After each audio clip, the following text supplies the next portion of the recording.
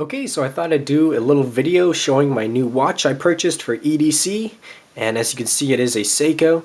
Now there's nothing wrong with my G-Shock right now, in fact I'm wearing it, and it's been working great. I've had it for almost 2 years and it's still performing exactly as it should. Still looks good. I really like the watch, but I was in the market for something a little different, so I got the Seiko Black Monster. This is the box it came in. I just thought I'd show you that because I always like packaging. And voila. Now it was obviously seated on the pillow when it came. I was way too lazy to do that for this video though, but as you can see here it is. Really nice looking watch. It's a lot, different of a style than my usual G-Shock. It's all metal, and that was kind of what I was looking for, something a little bit classier, but something I could still wear every single day. So this is my new EDC watch. It's not going to replace my G-Shock, but I'm going to kind of rotate between the two. I bought this thing online and it came to me a few days ago, so I've already been wearing it a little bit and it hasn't disappointed me at all. I've really come to like this watch. Just a quick note, I think the Black Monster is just kind of a nickname the watch community has given this watch. The actual product code is the SKX779, and I believe the K just stands for the metal bracelet that this one comes with. So this is my new watch and it's been working fantastic. First thing, I discovered this watch through my friend actually. He about a year ago picked up a baby orange monster, and that's kind of what sparked my interest with the whole sport lineup from Seiko. And now that I was looking for a new watch, I kind of looked into that a little bit more, and I decided to just go with their very popular Black Monster here. Now this watch has been around for about a decade now, if not a little bit more. So it's very well known, and there's a lot of reviews out there already.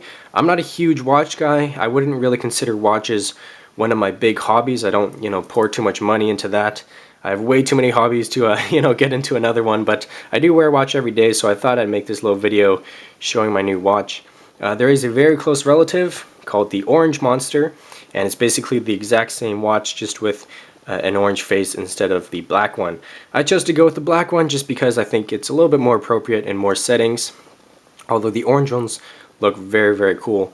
But let's get started. This is a little bit bigger than my G-Shock right now. The bezel measures 43 millimeters in diameter and 12.5 millimeters thick, the watch here, so it's pretty bulky. I don't mind that though. I kind of like that look. And it is a dive watch. It's 100% diver, so you have the bezel that turns, obviously. You got the screw down crown. It is water resistant to 200 meters. You also have Seiko's Tsunami logo there. It is also labeled scuba divers. Hopefully you can see that. And you also do have the dive extension on the bracelet, which I'll show a little bit later. First thing, the bezel is very nice. The action, you can kind of hear how nicely it clicks into place, and you would obviously use that as kind of like a timer or stopwatch. And very handy if you're a diver, obviously, but it's also very handy if you're not a diver like myself. I don't really do any scuba diving, I never have, and I don't plan to, but it's still a very handy feature to have if you just want to time something. So nice little feature to have. The face of the watch is very easy to read. You can see that there. You'll have the 5 increment markings with their Luma bright paint, and I'll talk a little bit more about that later. Moving on, the crown here is at the 4 o'clock position as opposed to the 3 o'clock. You can see that, and that's basically just to prevent it from kind of irritating your hand when you're bending your wrist backwards. I think that's a cool little touch. Some people don't like that. They think it ruins the symmetry of the watch. I can see where they're coming from, but I personally don't mind it at all. Again, it is a screw down crown for water resistance, and it can be unscrewed to unlock it. The first click allows you to change the day and the date, and then the second click allows you to change the time. The movement is non-hacking, which means you can't stop the second hand.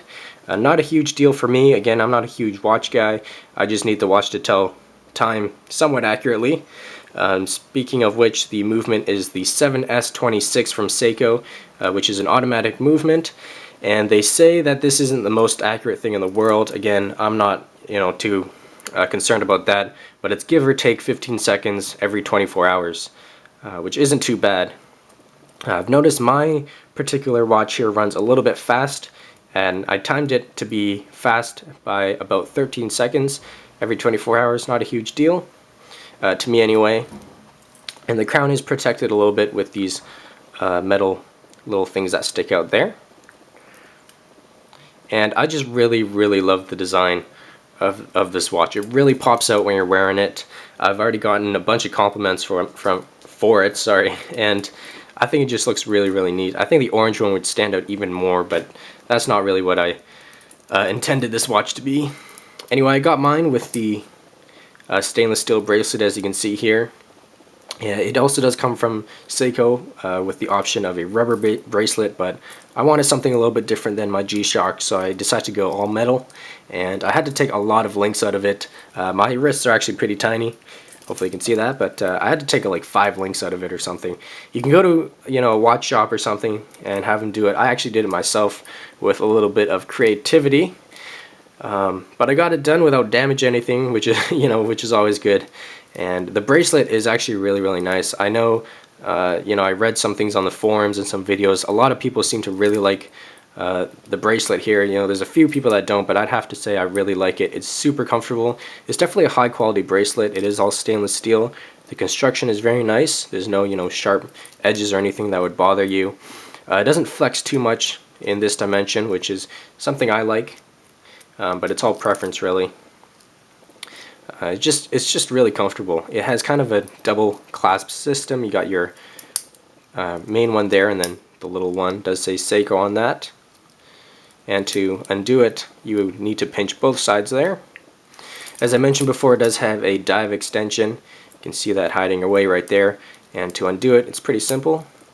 Just pop it open like so. Now what this is basically a little extension for divers to fit their watch over their wetsuit or whatnot, without having to adjust the entire bracelet. They can just quickly pop this open, give them a little bit extra length. Now, I personally have no need for this. However, even if you don't use it, it stows away very nicely. It kind of collapses into itself, so you can just leave it there even if you don't use it. But very cool little feature. You see that a lot on different dive watches. But yeah, all in all, the bracelet's great. It feels nice to wear. It looks good. I think it complements the weight of the watch itself pretty nicely too. Speaking of which, the weight of this watch is pretty hefty, especially from going something like this G-Shock, which is all rubber basically, to something which is full metal. It took a little bit of getting used to, I'm not gonna lie. First I thought there was like a brick on my arm or something, but after a few days you really don't even notice it anymore. And I kind of like it, to be honest. It feels really nice. I'll give you a look at the back here again. It is a Seiko Tsunami logo, and it is labeled scuba divers, 200-meter water resistant, which is cool. I think the furthest I've ever been underwater is like 5 meters at the most, so definitely more than enough for me. But great watch. The material on the face here, or the glass I mean, is the in-house material from Seiko called Hardlex. It's basically a little bit softer than sapphire. Sapphire is used a lot on high-end watches and stuff. Hardlex is a little bit softer, so what that allows it to do is actually be a little bit more resistant to cracking and shattering. Basically, it's a little bit softer, so it can withstand the impact a little bit better. However, it will scratch a little bit easier when compared to sapphire. So give and take. I think it's actually a pretty good option for their sport lineup, since you are more prone to hit this up against something hard. And scratches, I'd rather have a scratch on my lens than a crack, so good option there. The face of the watch, you can see, has a minute hand, second hand, and an hour hand. It also has the day and date display. It's very easy to read. I know I said that already. And the Luma Bright paint they use on this thing is amazing. It's basically another in-house thing from Seiko. It's their glow-in-the-dark paint that they put on their watch faces, and it is super bright. I compared this thing to a few other of my friends' watches, and it really put them to shame. My friends were pretty amazed of how bright the Luma Bright paint is. It's daytime right now. I have my windows open, so I'm gonna go ahead and charge this thing up. You might not be able to get the full effect of it since it's so bright in my room at the moment, but I'm going to go ahead and do that, and hopefully you guys will see just how amazing the Luma Bright paint is from Seiko. So I'm going to go ahead and take my flashlight here, which just so happens to be my Eagle Tac P20A2 Mark II for my subs who care. And I'm going to go ahead and just charge this thing up for a little bit. Not too long, just a couple of seconds. And you can already see it just blasts out of the face of this watch. It is super bright. I mean, my room is just lit up by the sun right now, and it's still very, very bright. In fact, when you don't charge up this watch, even when you're just wearing it during the day, there's like a green hue to all the white indicators because it's always glowing. It's just an amazingly bright paint from Seiko. And at night when I put this thing on my bedside table, it almost like lights up the immediate area around the watch. It's really, really bright, but it's obviously a good thing if you're a scuba diver. It's also a good thing if you're just wearing this watch at night, and it just looks cool. Very, very good glow-in-the-dark paint from Seiko. And just to give you a comparison, I'll just charge up my G-Shock here, and you'll see how miserable it is compared to the Luma Bright paint.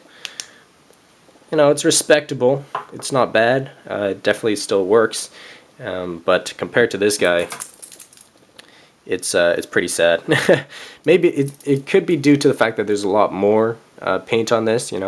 All the minute hands, or sorry, minute markings or whatever, they're all painted with it. But it definitely works very, very well. Anyway, that's basically it. Just thought I'd show my new EDC watch for my subscribers out there who care. I will have an EDC update soon, so stay tuned for that if you're interested. I just thought I'd show you my new Seiko Black Monster, aka the SKX779. Awesome watch, and I will see you guys in my next video.